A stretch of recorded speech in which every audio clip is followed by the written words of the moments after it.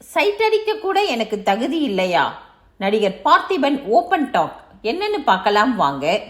பார்த்திபன் தமிழ் சினிமாவில் பணியாற்றும் பிரபலமான நடிகர் மற்றும் திரைப்பட இயக்குனர் ஆவார். இவர் ஆரம்பத்தில் இயக்குனர் பாக்யராஜுடன் உதவி இயக்குனராக பணியாற்றி இருக்கிறார். 16 படங்களை இயக்கி 14 படங்களை தயாரித்து 70க்கும் மேற்பட்ட திரைப்படங்களில் நடித்திருக்கிறார் பார்த்திபன். 1984ஆம் ஆண்டு கே. பாக்யராஜ் அவர்களிடம் உதவி இயக்குனராக தனது சினிமா வாழ்க்கையை தொடங்கினார் பார்த்திபன். 1984 முதல் 1991 வரை 20க்கும் மேற்பட்ட திரைப்படங்களில் பணியாற்றி இருக்கிறார் பார்த்திபன். 1989ஆம் ஆண்டு புதிய பாதை என்ற திரைப்படத்தை இயக்கி இயக்குனராக அறிமுகமானார் பார்த்திபன்.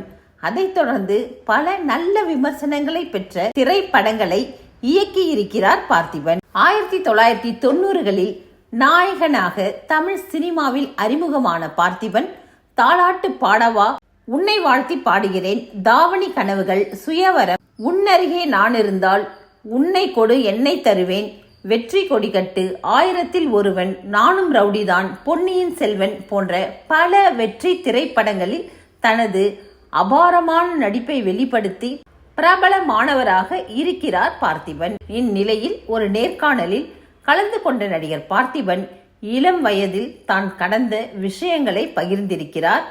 அவர் கூறியது என்னவென்றால், நான் மிகவும் ஏழ்மையான குடும்பத்தில் பிறந்து வளர்ந்தவன். அதனால் எனக்கு ஒரு தாழ்வு மனப்பான்மை ஏற்பட்டு விட்டது. மற்ற குழந்தைகளைப் போல் நான் விளையாடியது இல்லை. மற்ற பசங்களைப் போல் நான் சைட் அடித்தது கூட இல்லை.